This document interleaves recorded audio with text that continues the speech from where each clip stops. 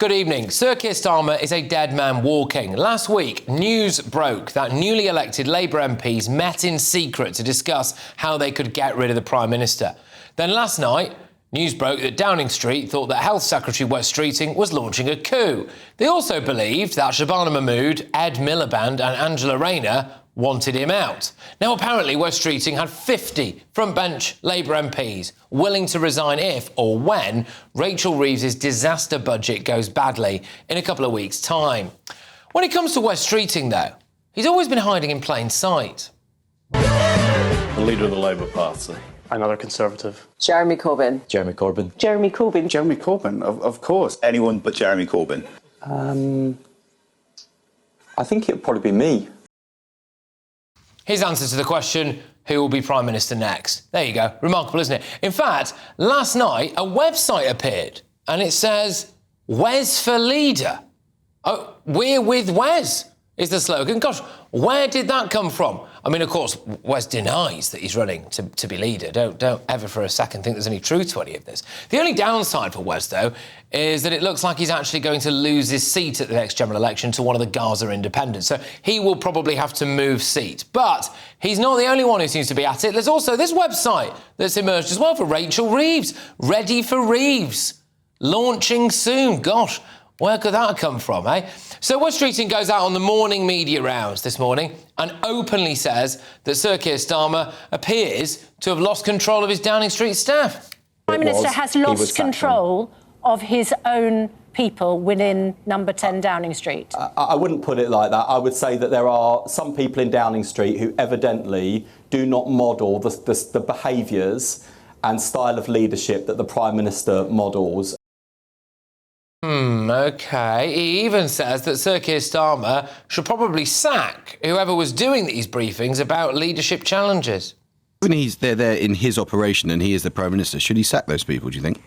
Yes, but, he's got to find them first. And I wouldn't expect him to waste loads of time on this. I just think, and this interview is in many ways a reflection of the problem. We're spending way too much time talking about what is ultimately Westminster bubble nonsense and trivia. Not really, because it's about who runs the country, isn't it? So there's that. But Wes did his best to try to convince everyone that he's on the Prime Minister's side.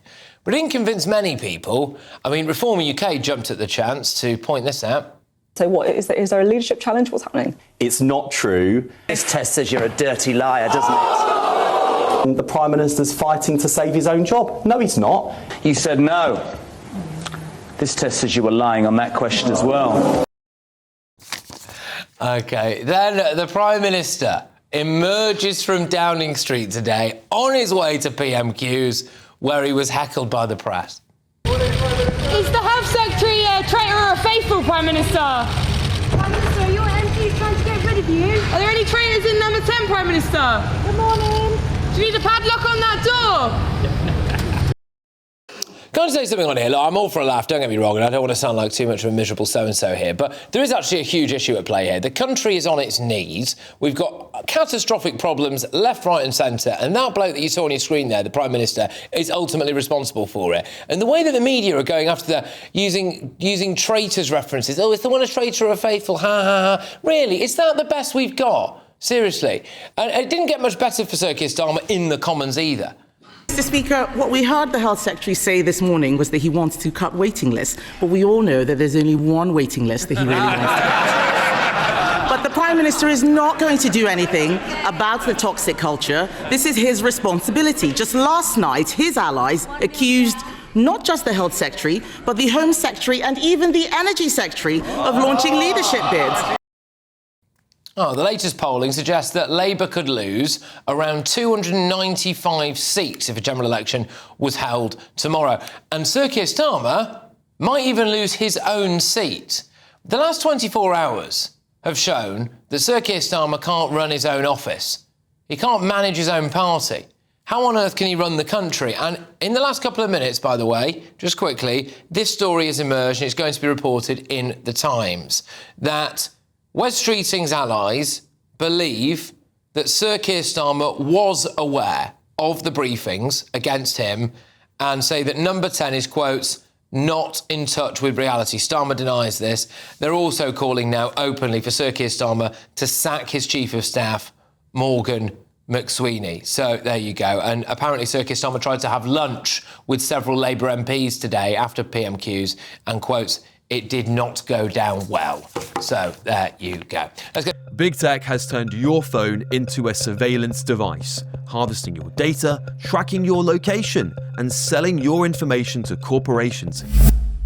Unplugged built the upphone to fight back. It's the only smartphone with hardware-level privacy protection, completely blocking data harvesting at the source. It features a physical kill switch that cuts power instantly when you want to go dark, giving you control Big Tech took away. Unplugged puts privacy and sovereignty first. The upphone is built to British standards, designed to keep your data in your hands with independent servers, its own app center, and no corporate gatekeepers. You can access what you choose. No censorship, no app bans, just freedom. Everyone else is playing by Big Tech's rules. Unplugged rewrote them. The upphone runs on an operating system with 0 backdoors and a firewall that blocks thousands of tracking attempts every single day. The upphone includes a host of unique security features. The device can be set to have its memory wiped regularly, and if someone demands your PIN code, well, you can give them a false PIN that will wipe the device. It's called emergency reset. Privacy isn't a feature with Unplugged, it is the foundation. To get yours today, click the link in the description now. Let's get towards my panel. We have the Director of Public Services, Mark Littlewood, Reform Councillor for Epping Forest, Jamie McIver, journalist and broadcaster, Nina Mishkov. Mark, this sorry saga that we're seeing going on at the moment, talk of open revolt in Downing Street, do you buy it? Oh, absolutely. This is now chaos and carnage, and we're probably reaching the end game, in my judgment. I don't know the internal workings of the Labour Party as well as I know the internal workings of the Conservative Party, but this is rats in a sack. It is not even obvious what they're fighting about, other than who will inherit the crown. There doesn't appear to be any particular ideological divide or disagreement about policy. There is just... It's personal, isn't it? It's entirely personal. And I think an awareness, a now growing awareness on the Labour benches and amongst Labour Party members, that Keir Starmer is not very good at politics, and he's not very good at governing either. At some point, the fatal blow will be struck. And the rules of the Labour Party here are quite interesting. To trigger a contest, you would need 80 Labour MPs to sign a piece of paper of no confidence in Keir Starmer. And those 80 could, and I suspect will be, relatively anonymous folk or disgruntled backbenchers. You probably won't see Wes Streeting and Angela Rayner and Rachel Reeves or any of that ilk signing that piece of paper. If that election is triggered and that no confidence vote is triggered, and I suspect it could well be immediately after the budget, the Prime Minister is probably gone. Well, it's rumbling on again tonight, Jamie. You know, again, this is it. So Wes Streeting went out and did the morning rounds and, you know, said the right things there, of course. But really, it was the thinly veiled thing of he wants people sacked behind the scenes for this, and he's obviously not happy about it. And then tonight, his allies have come out and said, actually, they do think that Sir Keir Starmer knew about these briefings. I mean, it can't carry on. No, but you know what, Patrick? I'm sick and tired of it. This is just the typical uni-party politician behaviour. They're all in it for themselves. They all want the top job. They don't care about the people they serve. They don't care about their constituents. They don't care about the general state of the country. I mean, you've got some backbench Labour MPs. Oh, wow, so brave. They might go and try and oust the Prime Minister and get their preferred candidate into number 10 so they can get their red briefcase, so they can go and carry on destroying the country their own way. And why don't know his MPs actually grow a backbone and stop British overseas territory from being given to potentially an ally of China? We are just living in the most surreal world where the people elected to serve this country and make things better for the British people are simply interested in who can get a red briefcase next. The country is in such a state and they're fighting like rats in a sack. Nina, can I just say that what this story shows, really, is that whatever way you dress it up, Sir Keir Starmer is either now having to admit that he's not in control of whoever's doing these briefings, or he did know about it and chose to do it anyway. Either way, the party's in a mess. He can't run Downing Street, he can't run his party, and he can't run the country, can he? I don't think you can blame it all on Keir Starmer. I think that inside Number 10, it's a lot of boys and testosterone and games and political games, and this story has been so blown up by the media. It's become a media game now. So it's a political game and a media game, and this is just willy waving, basically, in a political way. They've gone completely bonkers. I mean, I didn't vote for Keir Starmer, and he is doing badly, and I understand all of that. And I feel that somehow this has just gone beyond anything, because there's so much. But hang on, Nina. That oftentimes I'm sympathetic to that when you're just hearing Westminster rumours. We've overheard somebody saying this in a bar in Westminster. What happened here was that Number 10 Downing Street official spokespeople briefed out that there's an attempted coup against the Prime Minister. I agree. And he is going to try and resist it. What do you expect the world's media to do when the official spokespeople at Number 10 say that is the story? The media haven't blown it out of all proportion. They haven't blown it up, but they have exacerbated the whole thing. I think it's the duty of the media to report that that's what Number 10 has. Of course they reported it, but it's become a game. It's become a game. It's not. Well, Number 10's reality. Not reality. Starmer is the most unpopular Prime Minister, I think, in living history, certainly in my lifetime. I would say Liz Truss. He has no way. And one thing Keir Starmer could do to maybe give himself a little bit of respect as he leaves office is actually call an election and get rid of the entire Labour government. Well, that would be the best thing he could do. That's wishful thinking on your part. It's not wishful thinking. It's in national interest. Prime Ministers serve. The people in the Labour Party are not capable or competent enough of running this country. They have run it into the ground. As you say, as self-interested as every other politician. Absolutely not. Oh, come on. Absolutely not. Come on. Absolutely not. They're all angels. I don't need your violin. I can tell you that we are the only party in British politics at the moment that's actually united. I just want to drag us back to something else. United? Because just think about this. In the last, few days, we've had the ongoing psychodrama of David Lammy's unrelenting incompetence. And then now, today, there's another thing about Sir Keir Starmer and Lisa Nandy, the Secretary of State for Culture, Media and Sport. Lisa Nandy appears to have broken the rules when it comes to the donor scandal for the football regulator. So David Cogan, a donor to the Labour Party, was given the role as football regulator. Now, Sir Keir Starmer has today admitted that he approved that. He was also, by the way, a donor to Sir Keir Starmer directly. He was awarded £130,000 a year part-time job regulating football. I mean, on any normal day, that would be the story. That would be the scandal. Yeah. It's a never-ending tidal wave of scandal. Yes, I mean, you can absolutely sense that this government hasn't got a grip on anything, right? It's not just that the policies are bad, it's that they can't execute any form of decision or even act within the guardrails that they promised to act within. I believe, actually, the donations were specifically to Lisa Nandy, not to the Labour Party. And this is a clear breach of the rules.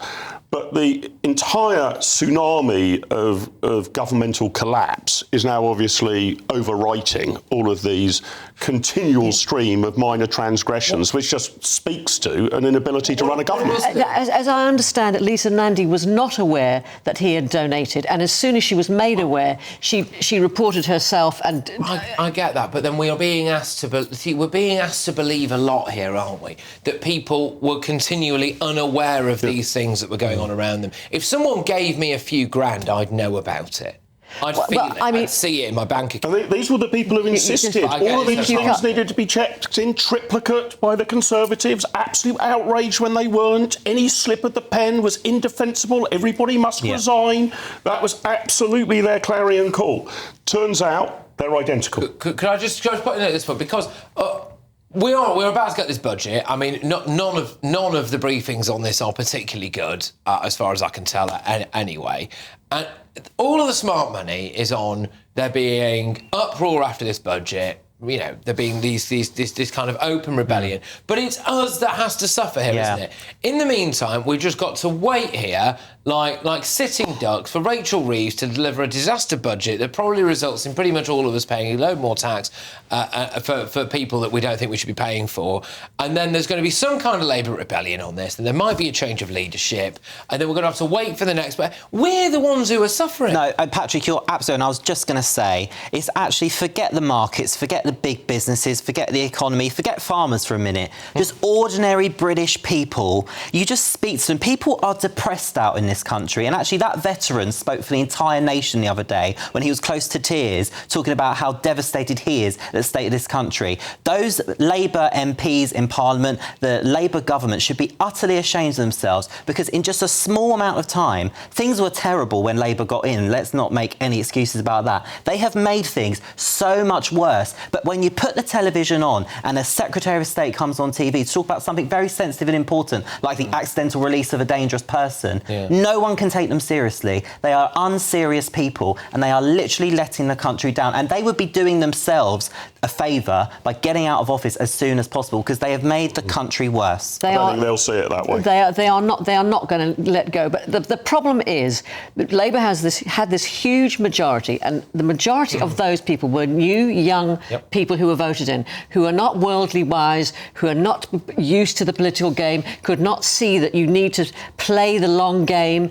Who are firebrands, if you like, or they're also elected by accident. Sorry, just on that, I think there's an important point behind here, which is whatever the MP's salary is now, is it 90 grand? 93, I think. 93 grand a year. Now, for a lot of those new, younger MPs, or for anyone, that's a lot of money. I'm not trying to belittle that. But for a lot of these new, younger MPs, you might never get a salary like that again in your life. And if they know that they're going to be turfed out of office in a couple of years' time, they would rather change the leader now, wouldn't they? Try to cling on. If they're smarter, they would just sit tight and wait and just. You have to be able to play the long game. You've mentioned this issue several times on this show, and you're not wrong. There's a lot of kind of fresh-faced newbies on the Labour benches. But that isn't the problem. A government functions by having 15 or 20 competent people at the top. If you've got the top 15, 20 or 25 who know what they're doing, the other 300 you can keep in line.